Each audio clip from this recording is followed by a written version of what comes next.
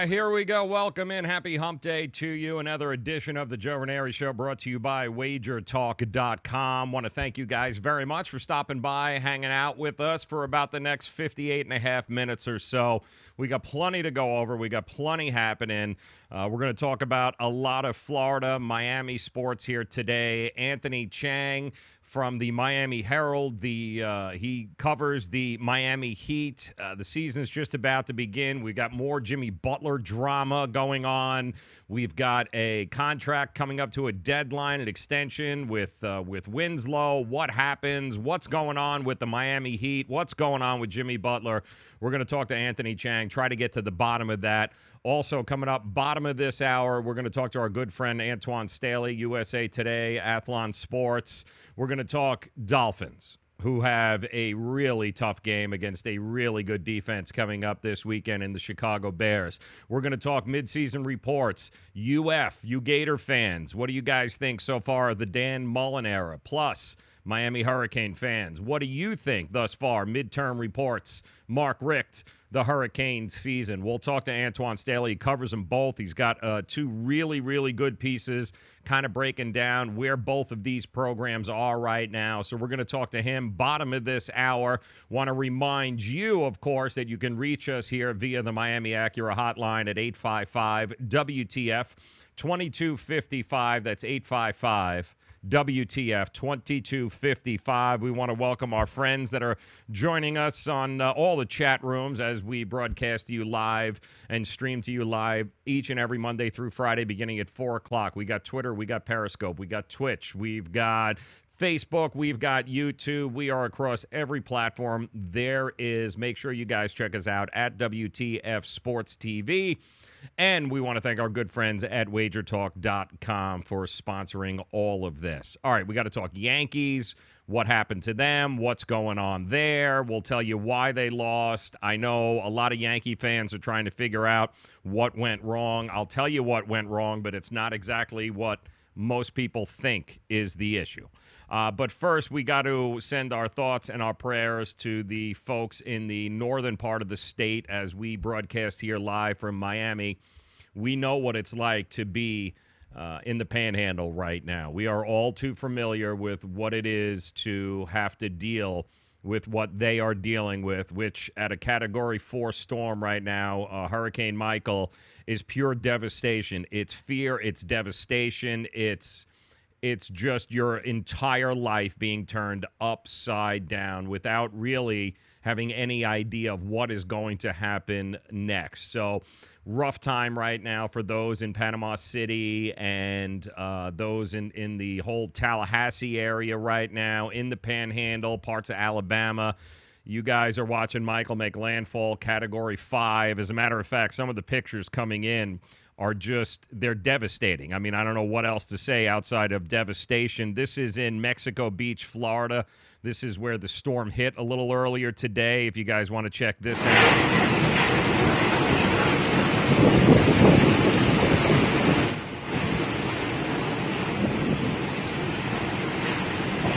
Yeah, I mean, that's just pure devastation. Houses underwater. This is in Panama Beach, as a matter of fact. This is another one.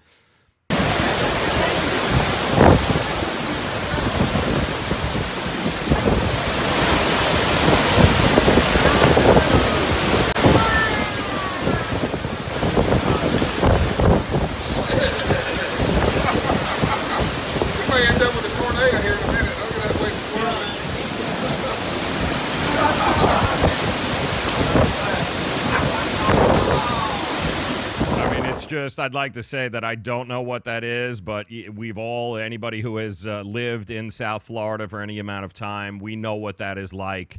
And it is terrifying, in at least. I mean, it seems kind of fun. It's beautiful in one sense, but it's also just absolutely, it's just heartbreaking, too, at the same time. So we want to make sure, as my dog's in the studio here, we want to make sure that those folks are okay. We wish them nothing but the best. Our thoughts, our prayers are with them. Even this lunatic, Jim Cantor, I don't know how much or what the insurance policy is with Jim Cantor. I don't know what his deal is, but this guy almost got mauled by a flying 2x4 earlier today. I mean, look at this guy. He almost gets crushed here. Look at that. I mean, how much do they have to pay Jim Cantori to show up to where the worst Mother Nature experiences are happening? We're talking just shy of a Category 5 hurricane, and this is Jim Cantori almost getting blasted today by a flying 2x4. I don't know what. God bless you, Jim. I mean, most of us try to get the hell out of the way with those situations. We don't want to stand by the water, and especially when there's 155-mile-an-hour winds. Nobody wants to do that, but congratulations, you do, my friend. It makes for very entertaining TV outside of the hurricane area, that's for sure, but God bless you, brother. I don't know how you do it. I'm all for the adrenaline rush, but you storm chasers are in a whole different category, man, a whole different category. But we wish the best to all of those affected by Hurricane Michael. We know what that's like. Our thoughts and our prayers are certainly with you, and the only thing I can say is that it will get better. It will get better, that is for sure. All right, we got to talk here. We're going to bring in Anthony Chang from the Miami Herald. He covers the Miami Heat, and we're going to talk to him in just a second. But the latest on the Jimmy Butler craziness, it continues. If you hadn't heard, we're going on 3 weeks now with the rumors and innuendos and the stories and the leaks about how Jimmy Butler wants to come to Miami, and that how Pat Riley and just about 2 or 3 other teams are trying to put a deal together to bring him to Miami. At what cost? We've been trying to get to the bottom of it. Going on 3 weeks. The season is just about to begin. And Jimmy Butler actually showed up at practice in Minnesota today. And according to Adrian Wojnarowski from ESPN, he showed up, and apparently he was verbally challenging teammates, coaches, the front office. Butler was vociferous and emotional at times. That is a hell of a word, Woj, by the way. I'm not sure. You know how many people saw that on Twitter and immediately went to Google to try to figure out what in the hell vociferous means? Apparently very animated, going after Thibs, going after Layden, Towns, Wiggins, just about everybody. He followed that up, Woj, with another tweet saying that at one point in the scrimmage, Butler turned to the GM, Scott Layden, and screamed, "You need me. You can't win without me." Butler left teammates and coaches largely speechless. He dominated the gym in just about every way. So it is, in a word, a shitstorm happening right now in Minnesota. There's no way around it. He doesn't want to be there. He's not happy about being there. So the question is, what do they do? And I do think we have a live look in Minnesota. We do. Let's take a look here. What's happening at the Minnesota Timberwolves training facility right now. There you go. That's what we've got there. That's what you're looking at, Minnesota here. And still, we have no idea whether or not Jimmy Butler is going to be a member of the Heat or if he's going to continue to be a member of the Minnesota Timberwolves. So I thought we'd bring in the Miami Herald's very own Anthony Chang to kind of help us out and figure out what's going on with the Heat, what's happening with this. And Anthony, we're going on 3 weeks now with this back and forth. What's the latest? What do you know about Jimmy Butler right now? Well, the Heat are definitely interested. That's for sure. They're in it. Right now it seems like a game of chicken where, the Heat believe they have the leverage and they don't want to give up obviously too much to trade for a player who Minnesota can lose for nothing in free agency next summer. And Minnesota believes they have the leverage because they have the asset, they have the player. And Miami can't sign Jimmy Butler next summer because they don't have cap space. The only way they can acquire him is through a trade right now. So both teams believe they have the leverage, and that's kind of why things are how they are right now. They're both kind of, things are at a standstill because, Minnesota wants too much. They believe they deserve more for giving up Jimmy, and the Heat don't want to give up, what Minnesota's asking for. So it's going to be interesting to see how this plays out, and what if there's a deal, what it looks like. And listen, I get it from Jimmy Butler's point of view. There's a financial motive to maneuver away from getting this deal done sooner rather than later. But when you look at Thibodeau, I mean, here's a guy, president, coach, what he gave up to go out and get Jimmy Butler. I guess you can understand why he wants the world, because if he doesn't get in return what he gave up, it's kind of career suicide for him, isn't it? Yeah, it's a tough spot to be in for him. I know he's getting criticized a lot right now, Thibodeau, but it's not an easy spot.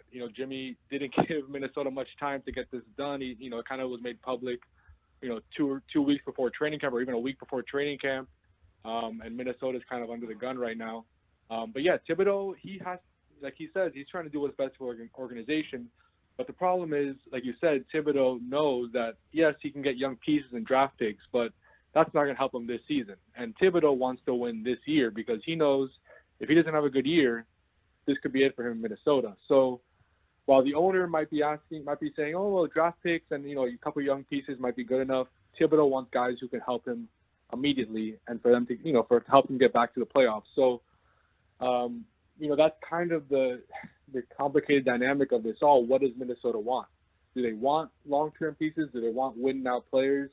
I think teams have been getting mixed answers on that because there are two people involved on Minnesota's side that seem to want different things.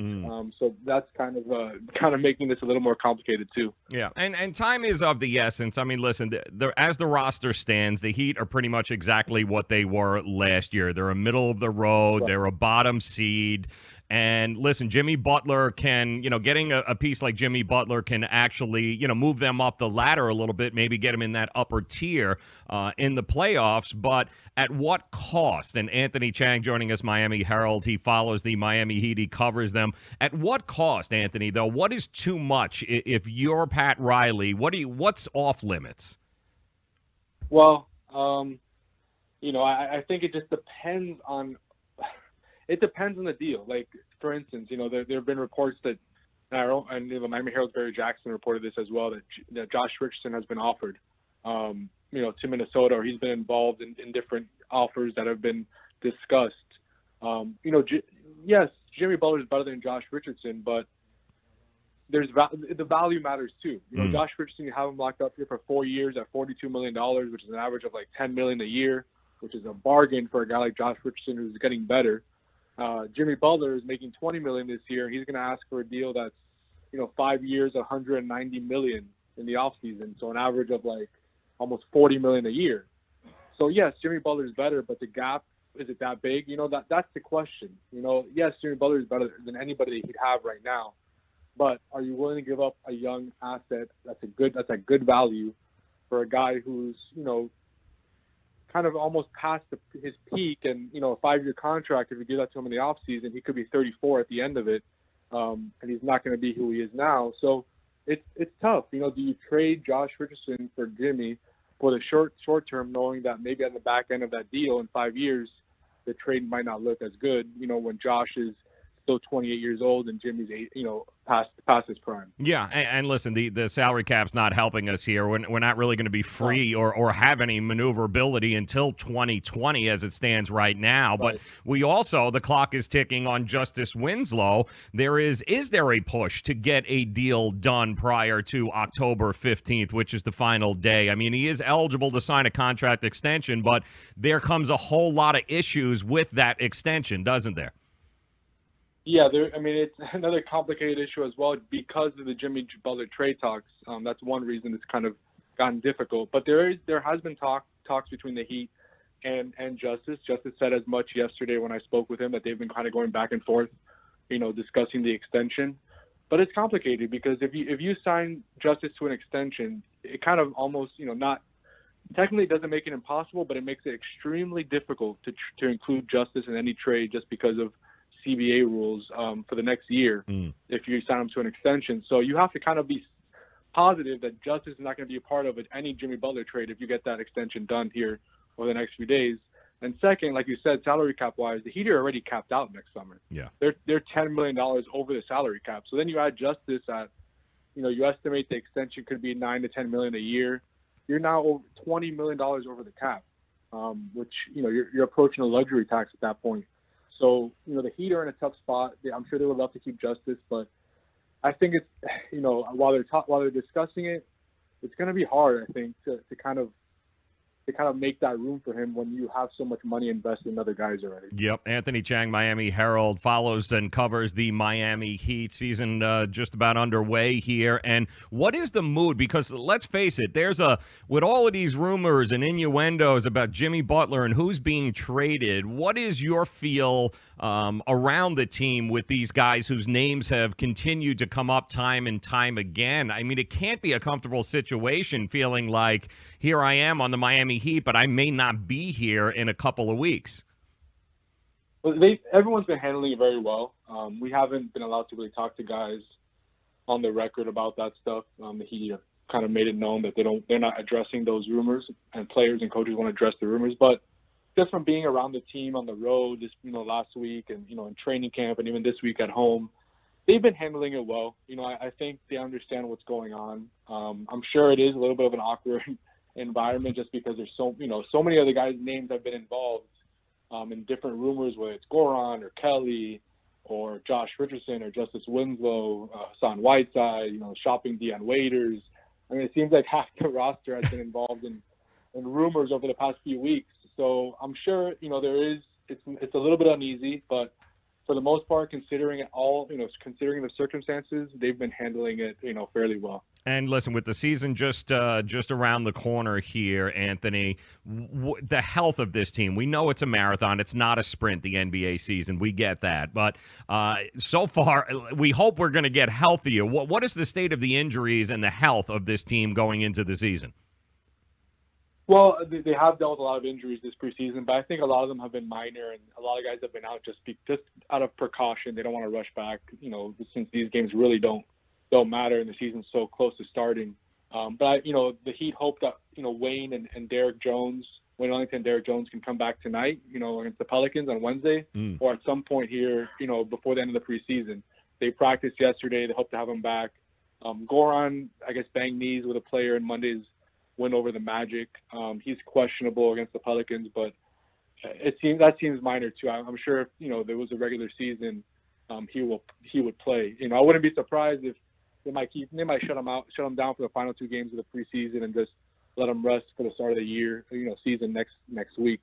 But the guys who there's a chance they could miss the start of the season, have a real chance of missing the start of the year, is Deion Waiters, who Bolsher said it's unlikely he'll be ready for the opener, and James Johnson, who right now his status is in question for the opener as well, although I would say he has a better chance of maybe making it by then, better chance than Deion. So I think James Johnson and Deion are the two guys that there's a real chance they could kind of miss time here to start the regular season, but we'll see. But the other guys, they should be ready to go. Well, listen, it's a long season, but it's about to get underway. The good news is it's the Miami Heat. We know no matter what the outcome is, they're going to play hard. They're going to give the fans everything they can. And, of course, Dwayne Wade, the farewell tour, will begin. And either way, it's going to make for an exciting season, and certainly encourage you guys to follow Anthony Chang, Miami Herald. He is with the team. He covers the team all year long. Great stuff there with the Herald. Anthony, I appreciate your time, my friend. Best of luck this season. I look forward to doing this again. Sounds good. Thank you for having me on, Joe. You got it. All right, Anthony Chang, Miami Herald. Great stuff there, guys. Make sure you check him out on Twitter. Wired in with the team. He follows them. Some great stuff there. The drama continues with Jimmy Butler. Nobody knows what the situation is.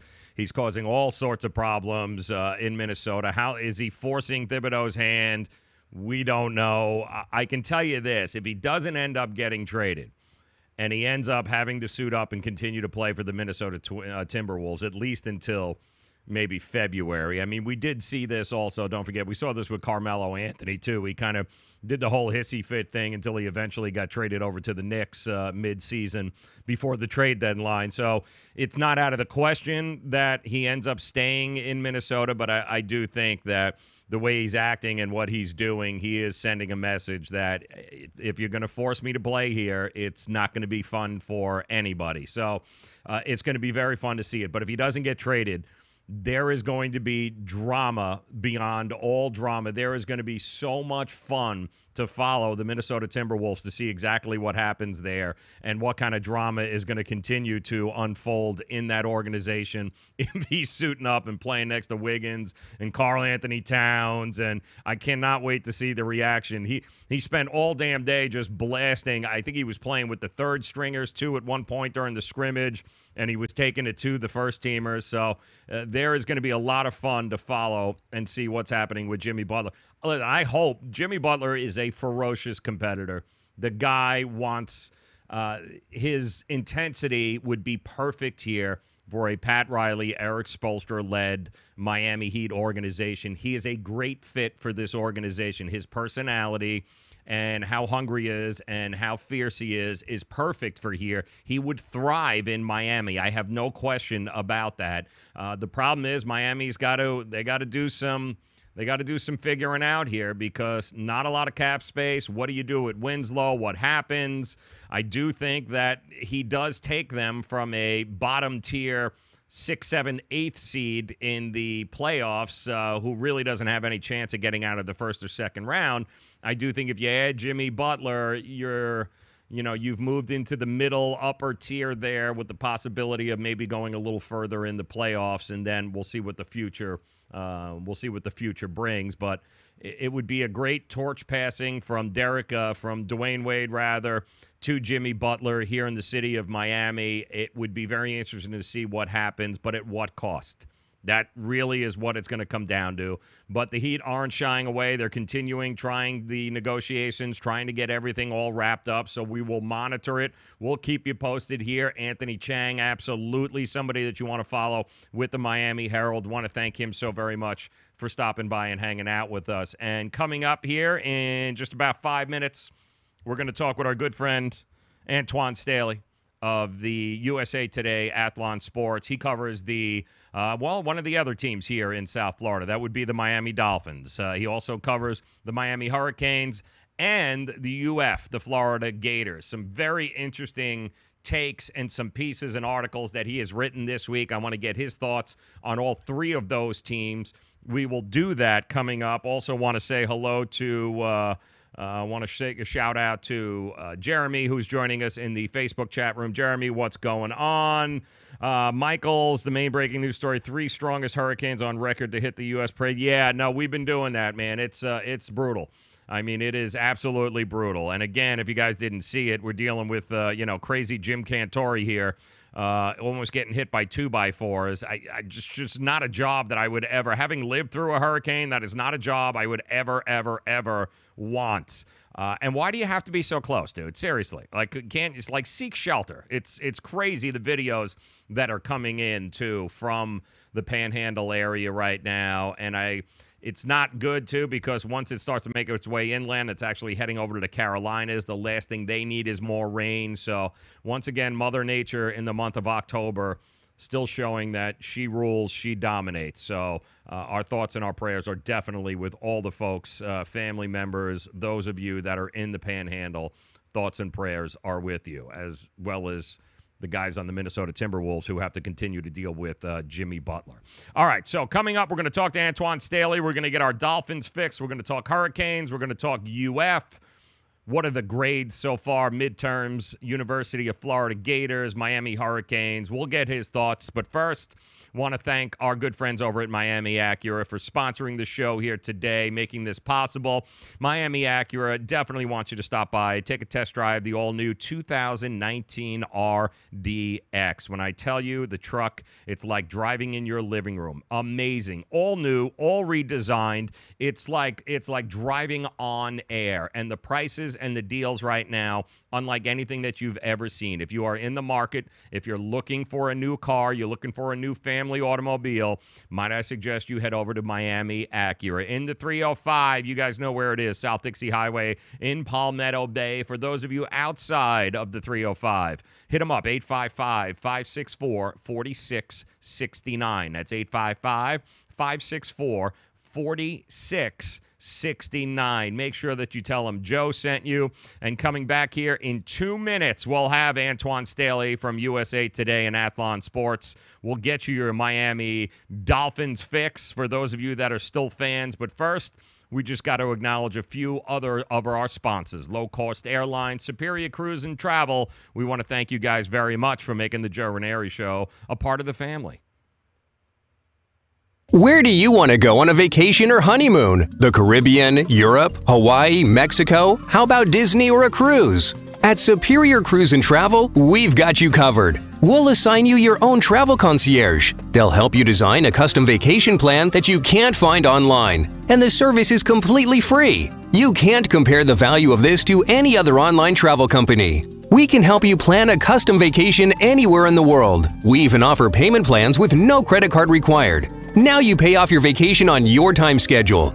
Call now and mention the promo code RADIO and save up to $500. Book your custom trip. Call Superior Cruise and Travel now and talk to one of the highest rated travel agencies in the country with a 5-star A+ online rating. 800-901-5536. 800-901-5536. 800-901-5536. That's 800-901-5536. Were you scammed into signing a timeshare contract? And did you miss the part that said you have to pay for your great idea? Not only for the rest of your life, but when you're not here anymore, you get to pass this turkey onto your family for them to pay for the rest of their lives. Thanks, Dad. Don't burden your family down the road, and don't be stuck with expensive timeshare payments forever. Get out of your bad idea timeshare contract guaranteed, or pay nothing. Call Resort Release today and learn for free how their timeshare exit team can help you legally exit your timeshare contract. They've helped thousands of people, and they're A+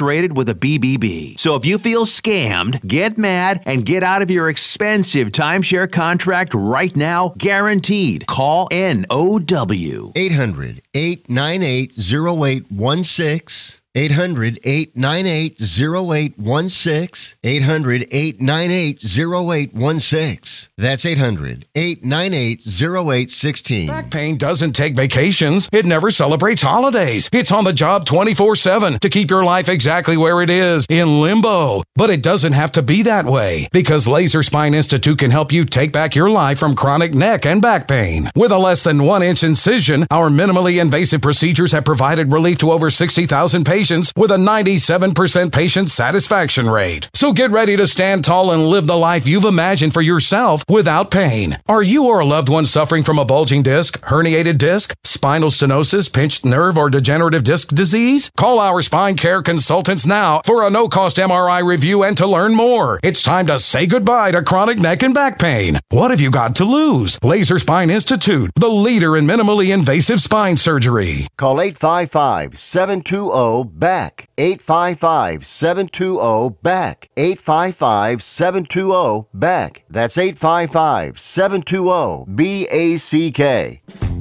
Don't be such a pussy. Subscribe to the Say It With Me podcast with Joe Raineri on iTunes today. Hey guys, all right, middle of the week, we're getting ready for another slate of games this weekend, both college and the NFL, and want to talk some Gators and Miami Hurricanes, also want to talk some Miami Dolphins. I know it's a very sore topic here in South Florida, but I couldn't think of anybody more level-headed to give us the real scoop as to what's happening here with the Miami Dolphins than Antoine Staley, USA Today, Athlon Sports. He joins us via the Miami Acura hotline. And Antoine, let's start with the Miami Dolphins. You had a very interesting piece that you wrote earlier in the week, and you hate to point fingers, but, man, the offensive troubles with this Miami team, you're pointing a finger at one guy. That guy is Adam Gase.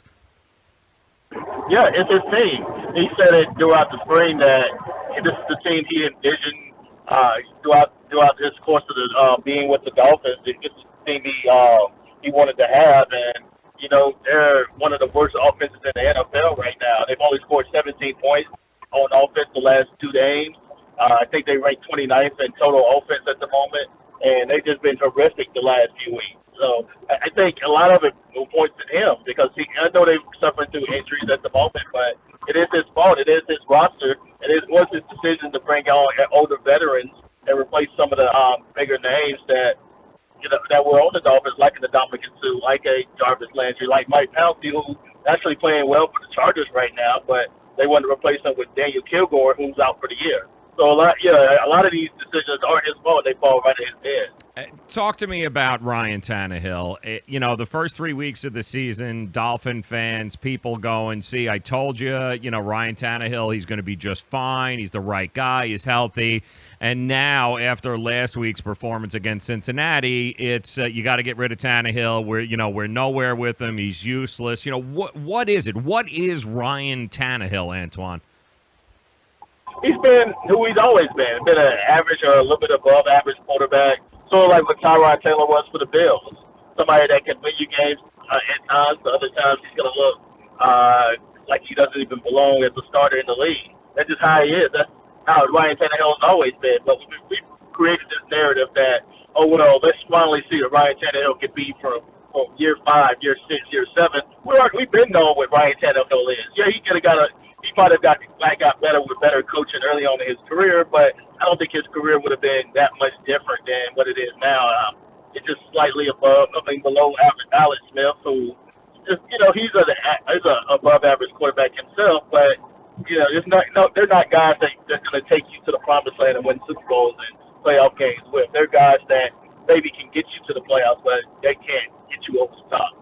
Antoine Staley joining us, USA Today, Athlon Sports, covers the Dolphins. And listen, got some injuries. I mean, they are banged up, the Miami Dolphins, no doubt. The best part of this team is the defense. Cameron Wake was down last week. Where are we on a health standpoint with this team right now? Well, Bobby McCain, he's practice limited today, what I understand. Also, Larry Tunsil, he suffered a concussion on Sunday against the Bengals. He did practice today, but he's still in the concussion protocol. Andre Branch also returned to practice as well. We'll see about Cameron Wake and if he can practice throughout the course of the week. He was not out there, but yeah, it's going to be interesting because they have a ton of injuries, and we're just 5 weeks into the season, and it's not going to get any easier, especially considering they don't have a bye week until another month from now, and they also have the Chicago Bears coming to town, who have arguably the defensive player of the year right now, Khalil Mack. Yeah, not going to be easy. The defense certainly is going to be one that they haven't seen to date yet. But if there is a good story, Antoine, it's maybe we're starting to see the value of a Laramie Tunsil, and maybe we're starting to see that this guy was worth the the pick, and the way he has progressed from last year. That should at least be exciting for Dolphin fans.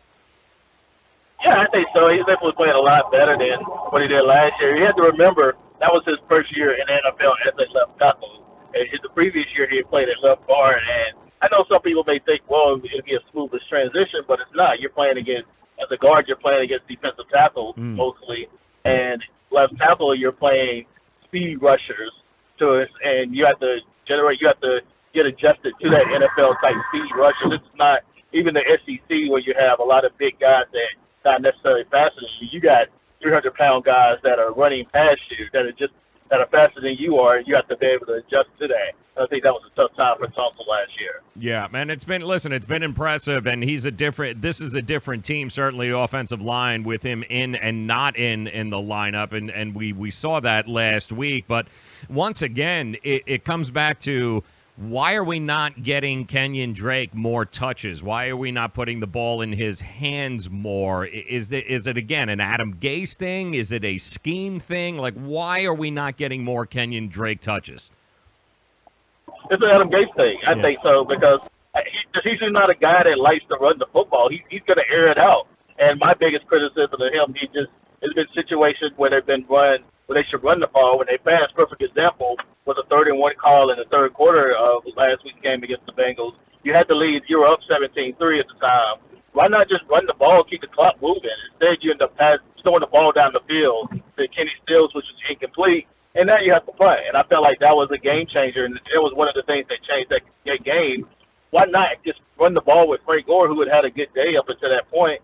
I don't get what Adam Gase is thinking. Why throw the ball? Why you feel like you need to throw the ball when A, you don't have a quarterback like a Peyton Manning on your roster, and B, when you have the run game is being successful? I can see if Peyton and Tom Brady, they don't necessarily need a running game to be successful, but as you know, Ryan Tannehill is no Peyton Manning. No. So, yeah, you need a really good running game and some good surrounding cast for him to be successful. Antoine Staley joining us, USA Today, Athlon Sports. How close is Adam Gase to losing this team, do you think, Antoine? Another heartbreaking loss against the Bears, maybe one or two more? Are we very thin here as far as the morale going on with this team right now? I won't say they're close. I'm not going to freak out about the 2 losses yet. We'll see how they play against the Bears. I'm really curious because if they lose this game and maybe the Lions game, then I think it's a fair argument. I think it's a fair question to ask because, I think that this season can get away from them very quickly because you have 3 really key games coming up against the Bears, against the Lions, and then you go on the road on Thursday Night Football on a short week against Houston. Theoretically, they can lose all 3 of those games. And then now you're 3-2. You could end up being 3-5 after it's all said and done.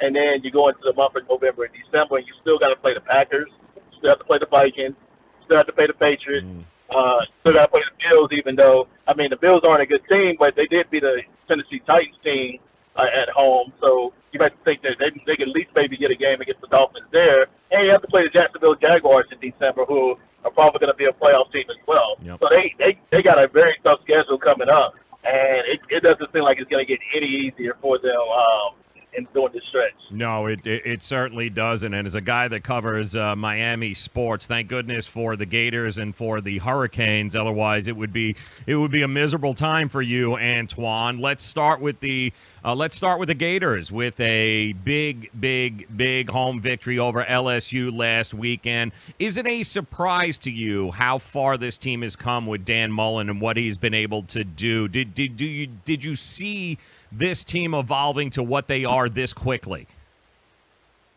Not just quick. I thought they won 8 games, and I thought that'd be a decent season for the Gators. Considering they won 4 the last year, you double that up and win 8. I thought that would be a really good season. Now, where is the potential they could win 10 games? You got Georgia up on the schedule. I think that's the toughest game they have left. Yeah, sure they play Florida State in Tallahassee, but they're no world beaters right now, as we've seen. The Hurricanes did end up beating them by a point, but there's no reason why Florida, with the talent they have, they can't win that game.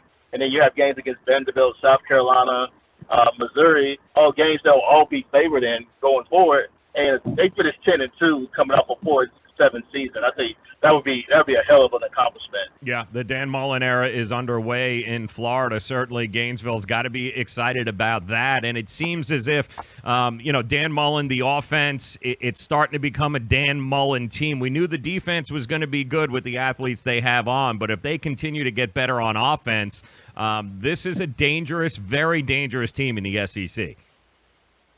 Yeah, I agree. The thing that really impressed me about Mullen is what he's done with Frank. Some of my Franks he just looked lost at times last year under Jim McElwain, and didn't look like he belonged on the field. Thought he looked more like a backup. This year, Frank's his completion percentage is about the same what it was last year, but he's making more smart decisions with the football. He's not throwing in the coverage as much. He's using his legs a little bit more than he did last year, and I think Mullen is just saying, you know what? He is what he is. He's not gonna change. He's not going to be one of these Will Greer or any of these guys, quarterbacks that are out there in college football. Well, great quarterbacks, NFL-type quarterbacks, but we know what he is, and we feel like we can win games with him. So why not use his strengths? And one of his biggest strengths is his legs and his athleticism.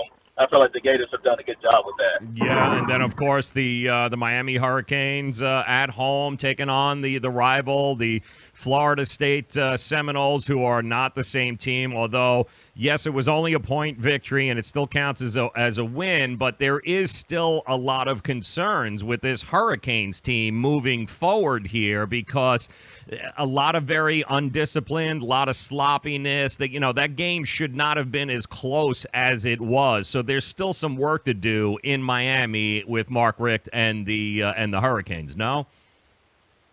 Yes, it definitely is. When you have a young quarterback like N'Kosi Perry, you're going to have some up and downs throughout the course of the game.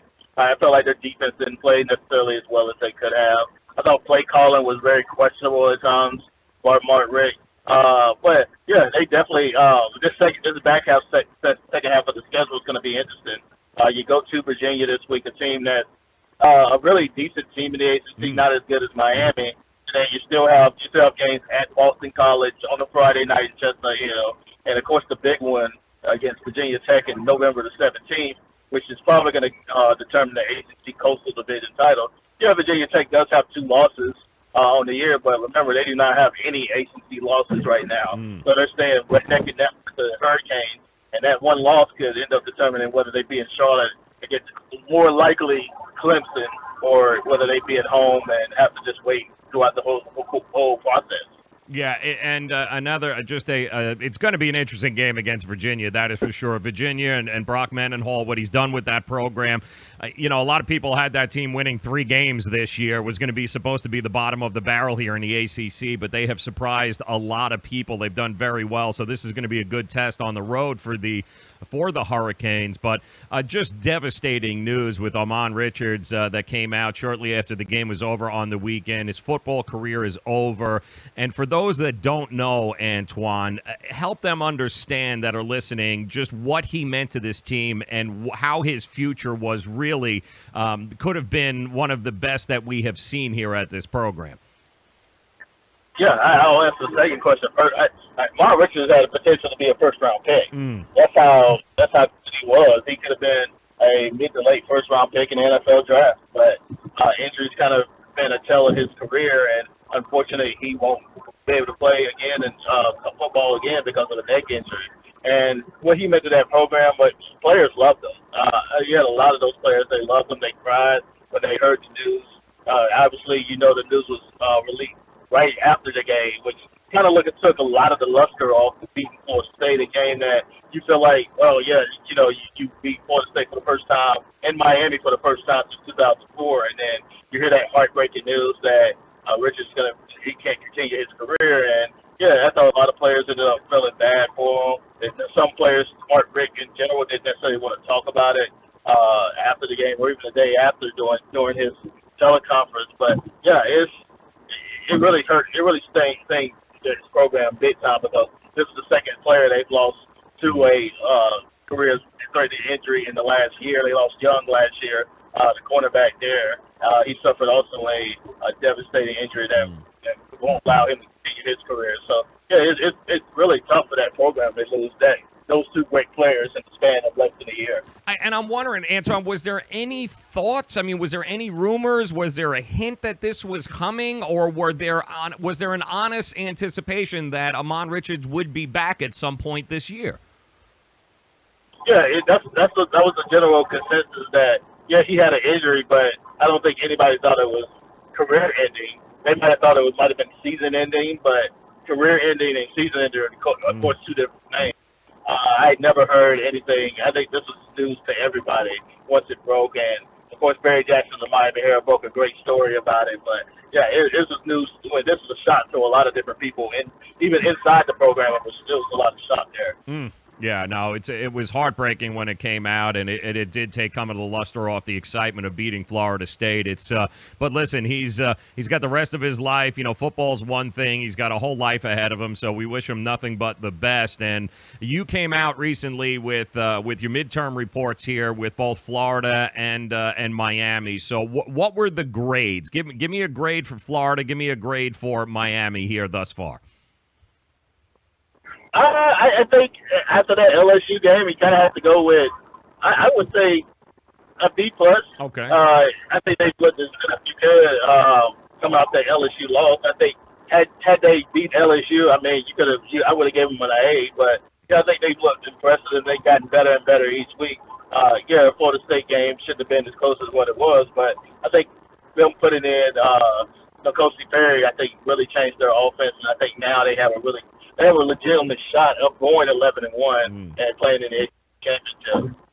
Yeah, and that's really what it's all about. The goal remains the same here. Get to the ACC championship, and the rest is going to take care of itself. So definitely recommend you guys checking out Antoine Staley, USA Today, Athlon Sports. Nobody covers the Miami teams like he does. Make sure you subscribe. Check him out. Antoine, appreciate the time, my friend, as always. Enjoy the games this weekend. We'll talk again soon. All right, you take it easy, Joe. All right, that's Antoine Staley. Make sure you guys check him out. USA Today, covers the Dolphins. Love his stuff. Covers the Canes, and he's a real cool follow on Twitter, too, because he's at all of these games. And if you want to get a pretty good sense of what's going on with the games, definitely somebody that you want to follow. That's Antoine Staley, at Antoine Staley, part of the USA Today and Athlon Sports crew. So we want to thank him for stopping by. I know you guys are chiming in with a whole bunch of Dolphins talk. Devontae Parker, where is he? Devontae Parker is a hot mess. We all know that. I don't know that he's going to finish the season on the team. I wish he could play. I really do. I think he'd be a valuable asset to the team, but unfortunately it doesn't look like that's going to happen. Doesn't look like Adam Gase and them trust him. So that's a giant waste of time. And on average, yes, the Dolphins wide receiver core is average. They are. They don't have a ton of weapons.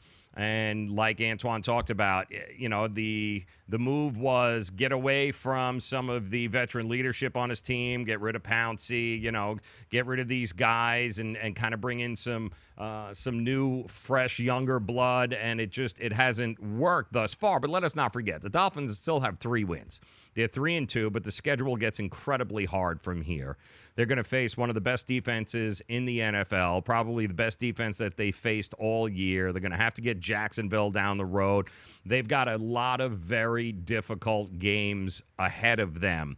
And, this 3 wins so far, will it be a 5 or 6 win season? I do think if it's a 5 or 6 win season, I think if they lose to Chicago and they lose again and they start getting a 3-4, maybe 5 game losing streak, it's going to be very hard for Adam Gase to keep this team together and not lose the locker room. And 5 wins, maybe 6 wins. Let us not forget, in the beginning of the year, Vegas had Miami Dolphins. Their over-under, I believe, was 7 games. And there were, in the beginning of the year, there were a whole bunch of people going, I'm taking the under. There is no way in hell the Miami Dolphins are going to win more than 7 games, 7.5 games. It's not going to happen. And then they rattled off the 3 victories to start the year, and all of a sudden the talk with the Miami Dolphins, it became about, we're going to be a 9-win team. We can definitely be able to do this. And then the, reality set in with the New England Patriots, and now we're back to reality. But let us not forget, Vegas originally had them, their over-under win total to start the year was right around 7. And to tell you the truth, looking at the schedule from here, and let's see what, let me take a look and see exactly what that Dolphins schedule is. And let's see how many more wins that we can maybe pinpoint and say they've got a really good chance. How many more games are the Dolphins going to be favored in? The Bears this week, they've got the Lions, followed by a short week, the Texans. Then they've got the Jets, Packers, Colts,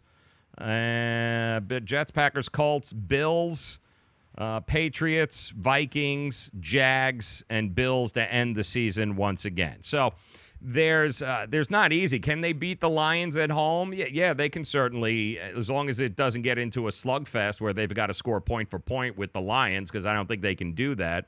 The Texans have been getting better and better, although Deshaun Watson's been a little banged up. So that's going to be, I believe, that's a Thursday night game there, the Dolphins-Texans on the 25th of this month. Then they've got the Jets at home, Packers, Colts, Dolphins. So can they get 4 wins, 4 or 5 wins or more? A lot is going to be determined with the health of that offensive line and what happens with this Bears game, because that Bears defense coming to town this Sunday, it could be a very, very, very long afternoon for the offense of the Miami Dolphins if they can't stop that front 7 of the Chicago Bears. It could get ugly in a hurry there. And, of course, Trubisky's coming off a all-world performance, threw 423 touchdowns in that game against Tampa Bay. So they're riding on some confidence right now. The Dolphins, I got to tell you, if they can pull a victory off at home against this Chicago Bears team, then all will be well again, at least for another week. But if they lose that and then they've got to go into that Lions game, good thing is that at home the following weekend, short week then with the Texans and then the Jets, Packers, and Colts. There's nothing easy moving forward here for the Dolphins, especially with a makeshift offensive line. And if Laramie Tunsil's got to miss any extended period of time, that offensive line is, you know, you're going to go up against defenses like the Bears and the Texans and J.J. Watt and then the Jets again. So you're looking at even the Lions defense, for all their faults in the beginning of the year, have managed to somehow pull it back together. But the Texans, the Jets, the Bears defense, 3 out of the next 4 weeks, you're talking about extremely good defenses that are going to be very hard to score on, and we got to hope that Cameron Wake and the rest of the defensive guys are able to get healthy and move forward and get back on the field, because they can use all the help that they need. That is for sure. All right, welcome back in. If you're just joining us here, welcome in. It is another edition of the Joe Raineri Show, brought to you by WagerTalk.com. What is WagerTalk.com? Well, it is the place that you go for the ultimate free information about sports wagering. If you guys have ever bet on a game or are thinking about betting on a game, knowledge is power, and there is some amazing free knowledge at WagerTalk.com. Not to mention, you've got a dozen or so of the best, the most successful sports handicappers in the country. You'll have access to them there at WagerTalk.com. Our friend Ralph Michaels, the legend himself, he'll be joining us tomorrow. We'll go ahead and give you some thoughts on the Thursday night game, and then, you know, let's talk about it. Giants, Philadelphia, and then the weekend's action. So a lot of people being able to make money. Ralph Michaels 3-1 again last week on his locks that he gave you here on the show. So he'll be joining us tomorrow, 4 o'clock, right here, Twitter, Facebook, YouTube, Twitch, at WTF Sports TV, at Joe Raineri Show. So make sure you guys join us there, but also head over to WagerTalk.com. Some unbelievably great knowledge and power and information and free picks that are available to you at WagerTalk.com. More and more of the videos are coming in, and it's just pure devastation for the poor folks in the panhandle of Florida. If you guys haven't seen what's going on there, it's just... it's rough. This was right where the hurricane made landfall here earlier this afternoon. Mexico Beach, I believe, is what it is. Yeah, this is a little town right off there in the Panhandle, and it's just everything is underwater, and it's tough. I mean, it's a brutal situation what's happening there. As these photos start to come in, it's just crazy. I mean, the wind gusts alone. I mean, this is another photo that's being released that's making circulation right now. And those of us here in South Florida, we know all about what that is and what that looks like, and it's the power of that wind, crazy. Trees getting uprooted all over the place. Yeah, it's nuts. So our thoughts and our prayers certainly with the folks that are in the Panhandle right now, up at that whole coast. It is tough. It's going to be a tough recovery. Know that, having been here in Florida for 20-some-odd years in South Florida, lived through this, know what that's all about. So my thoughts and, you know, my heart and prayer goes out to these folks, because it's going to be it's going to be a very long road back once they can get the flooding out of the way, once they can start getting back in there, supplies, and I just hope everyone who stayed behind, and there were a number of people who unfortunately couldn't go anywhere and ended up staying behind, and we hope that they're okay, and we hope that help can get to them sooner rather than later. And then you got to hope for the folks in the Carolinas once again, as Michael is making its way, inland, it's heading right towards the Carolinas, and the last thing they need is more rain. So it's just a tough situation all across the board. And then you got this crazy bastard, Jim Cantore. He's almost getting taken out by 2x4s that are flying at 155-mile-an-hour winds. You just couldn't pay me, man. It's hard enough being in a location that is, concrete with storm shutters and everything else. It's hard enough, but to stand out there like that is just, the guy's out of his damn mind. It really is. And Dawn, appreciate that, Dawn. Always a pleasure to see you, sweetheart. Unfortunately, we're in the South, so we're good. We've gotten a little rain here or there, but up north in the Panhandle on the Gulf Coast side of Florida, Tallahassee and Panama Beach and Pensacola and all of those cities right there, right into, in fact, it's just going to be, it's going to be brutal. So our thoughts and our prayers are with them. And, of course, do want to let you know, coming up, we've got some New York Yankee information. Yankee fans have been just devastated over the last 24 hours. It wasn't, as if it wasn't bad enough, we had to deal with the Red Sox celebrating on Yankee grass in Yankees house. Then they had to celebrate after the game. They had to go ahead and do all of that celebrating in the clubhouse, playing New York, and Sinatra. Just a brutal last 24, 48 hours for New York Yankee fans. But I can tell you this. The reason that the Yankees lost isn't because of what everyone is talking about. A lot of people pointing fingers at Aaron Boone. Boone's got to go. Bring back Girardi. Everyone's a bum.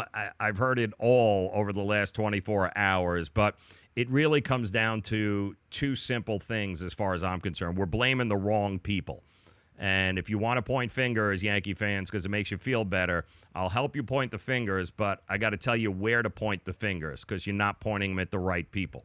Two big reasons why the Yankees lost to the Red Sox. I'll give them to you both coming up here in 2 minutes as we once again just want to celebrate and thank our friends, our sponsors that make this all possible. That would be Low Cost Airlines, Superior Cruise and Travel, and our good friends at Miami Acura who invite you to stop by, take a test drive, the all-new 2019 RDX. It's yours. It can be yours. An unbelievable deal happening right now for that all-new redesigned 2019 RDX. But you got to get to Miami Acura, South Dixie Highway, Palmetto Bay, for those of you in the 305. Outside of the 305, simply call them at 855-564-4669. That's 855-564-4669. We're going to take 2 minutes and thank our sponsors. They support us, so I certainly hope you'll take the time to support them. And then we'll be back. I'll give you the two reasons why the New York Yankees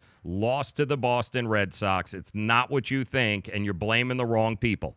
I'll explain. That's coming up next. And one day, I heard them talking about this guy, some uncle I never knew, called Uncle Sam. Well, they say this Uncle Sam guy wanted them to pay him like $1 gazillion, and they didn't have $1 gazillion.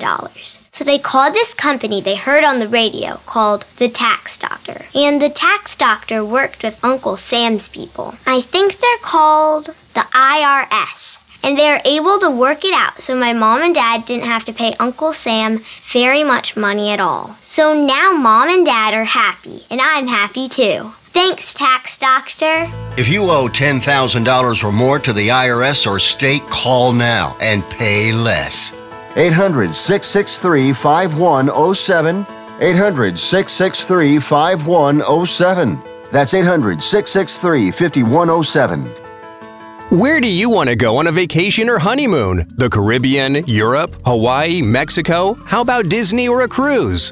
At Superior Cruise and Travel, we've got you covered. We'll assign you your own travel concierge. They'll help you design a custom vacation plan that you can't find online. And the service is completely free. You can't compare the value of this to any other online travel company. We can help you plan a custom vacation anywhere in the world. We even offer payment plans with no credit card required. Now you pay off your vacation on your time schedule.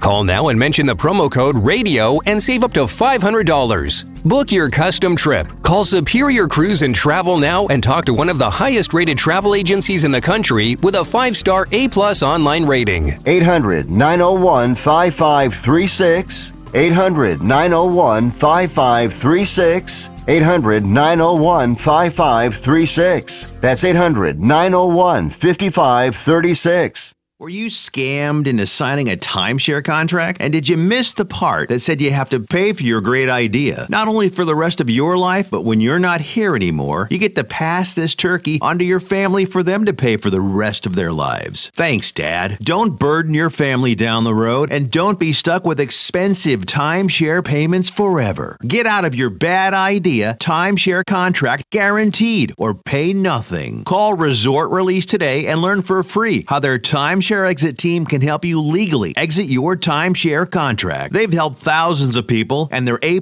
rated with a BBB. So if you feel scammed, get mad and get out of your expensive timeshare contract right now, guaranteed. Call NOW. 800-898-0816. 800-898-0816. 800-898-0816. That's 800-898-0816. Back pain doesn't take vacations. It never celebrates holidays. It's on the job 24/7 to keep your life exactly where it is, in limbo. But it doesn't have to be that way, because Laser Spine Institute can help you take back your life from chronic neck and back pain. With a less than 1-inch incision, our minimally invasive procedures have provided relief to over 60,000 patients with a 97% patient satisfaction rate. So get ready to stand tall and live the life you've imagined for yourself without pain. Are you or a loved one suffering from a bulging disc, herniated disc, spinal stenosis, pinched nerve, or degenerative disc disease? Call our spine care consultants now for a no-cost MRI review and to learn more. It's time to say goodbye to chronic neck and back pain. What have you got to lose? Laser Spine Institute, the leader in minimally invasive spine surgery. Call 855-720-BACK. 855-720-BACK. 855-720-BACK. That's 855-720-BACK.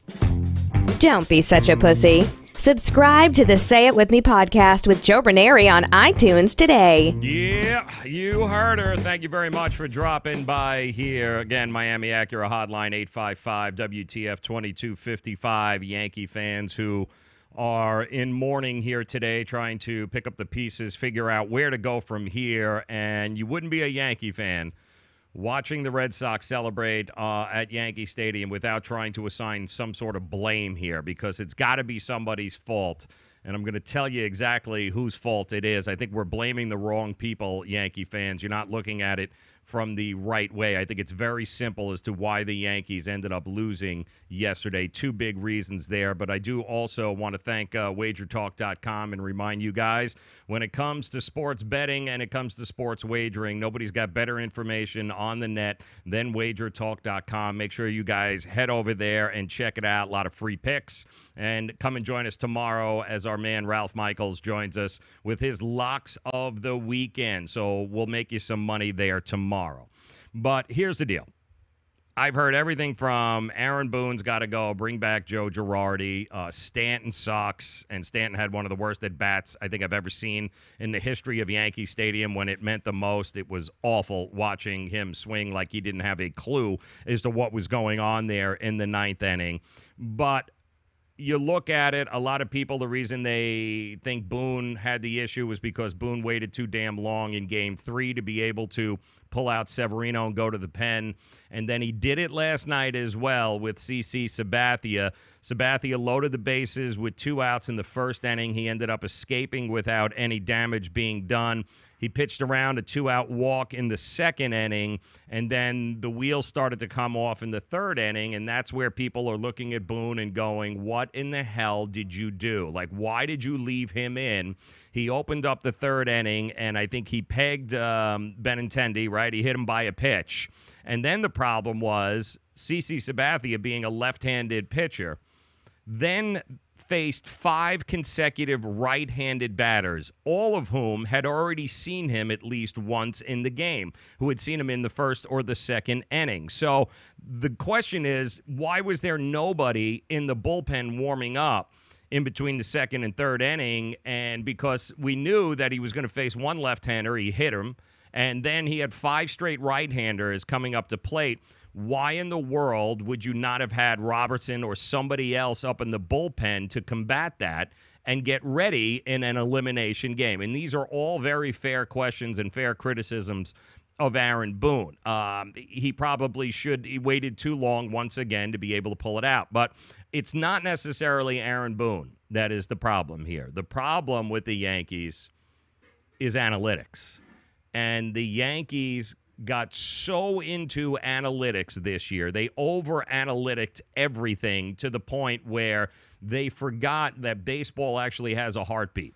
Baseball is a living, breathing thing. A game does have a pulse. It does have a soul. And you need to be able to, no matter what the numbers tell you, you need to be able to make decisions based upon what is happening at that particular moment in the game at that time. 162-game season, you can analytic yourself to death, and it'll all work. 90% of the time, the numbers don't lie. Over a season, that makes sense. But the problem is that other 10%, when it doesn't work, if you stick to just the analytics and you don't stick to being what the game is telling you, and you don't use what you're feeling and what's going on in the moment, then you find yourself going home like the Yankees are now. You know, the analytics are great. You built a roster filled with guys like Judge and Stanton because at Yankee Stadium, Sanchez at Yankee Stadium, you should be able to check swing home runs. Nobody hit more home runs than the Yankees all year long, except for the fact they didn't hit any in the last 2 games, except that when they needed the home run, they didn't get it. What you saw last night with Stanton and Sanchez was Stanton went up to the plate. You got Kimbrel on the mound, who couldn't hit water if he fell out of a boat, okay? He threw 17 balls, 16 to 13 of the first 16 pitches were balls. You could have had Stanton actually take every damn pitch and probably walk in another run, and so could have Sanchez. But the problem was Stanton went up there thinking I have to hit a home run, and he swung at 3 pitches he shouldn't have swung at, and he looked awful doing so. And Sanchez, the same thing. I mean, as great as it is, the home run, the grand slam would have been wonderful. All you needed was a single, and that game is tied, and you live to see another inning. But the problem is they didn't. They stuck with the analytics all throughout. Boone stuck with the analytics. Instead of pulling CC Sabathia, instead of getting Robertson in there to pitch to 5 straight right-handers in the 3rd inning, the analytics told him something. And if you're going to live by analytics and you're going to win 100 games like you did, congratulations, well, then you're going to die by analytics when all of a sudden the 10% of the time it doesn't work is the 10% of the time that you need it to work. And if it's not there, you've got to rely on other things like baseball knowledge and the feeling of what's going on. And I don't think it's that Boone didn't understand his pitching staff or his bullpen. I think Boone was given very explicit instructions. The numbers don't lie. He spent all year looking in a damn book and a spreadsheet, and the numbers told him to keep CC Sabathia in there. The analytics told him to keep CC in there. They told him to keep Severino in there. And, it told them that we need home runs to win. We need launch angles. Well, congratulations. Launch angles are great when you actually hit home runs, but when you don't hit the home runs, that's the problem. And the numbers for the Yankees were just terrible. The number of Yankees retired in a row by the Red Sox from the 5th to the 8th inning was 11 in a row. They didn't get any hits at all there. They didn't get any. They got outscored just terribly in just about every facet of game 3 and 4. And I don't know what to tell you. I mean, I know a lot of people want to go, well, CC Sabathia and Aaron Boone and all this. The truth is analytics killed you because that's all you had. And when analytics didn't work, when you weren't getting the home runs, you didn't have another answer. And as good as CC Sabathia has been in his career and for the Yankees, and make no mistake about it, CC Sabathia was a big part of why the Yankees won the 2009 World Series. He was a big part of number 27 there. But he also now, in 2018, was a big reason as to why they didn't advance and play in a possible World Series this year. wasn't good enough to win. And it wasn't good enough, and I don't blame CC Sabathia. I blame Brian Cashman and Hal Steinbrenner for putting them in this position, that in a Game 4 elimination series, the best you had was CC Sabathia to go out at 400 years old to try and win you this game. And it didn't work. And keep this in mind.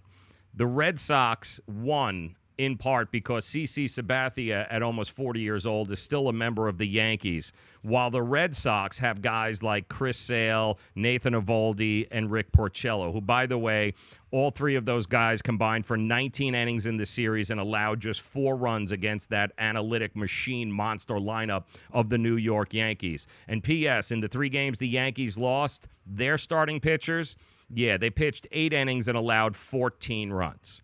And keep this in mind, okay? Over the last 2 years, the Boston Red Sox and Theo Epstein and company and ownership there, they went out and traded for Chris Sale, Nathan Eovaldi. The Houston Astros, who, by the way, are also getting ready to repeat, they went out and traded for Justin Verlander and Garrett Cole. And the Yankees, well, over the last 2 years, they traded for Sonny Gray, J.A. Happ, and Lance Lynn. So if you want to know why it is that the Yankees didn't win this series and didn't win last night, it's not Aaron Boone's fault. It's not Stanton's fault. No, it's the front office's fault that while the Astros and the Red Sox were making deals like this, the Yankees were stuck with a 39-year-old CC Sabathia to try and save their season.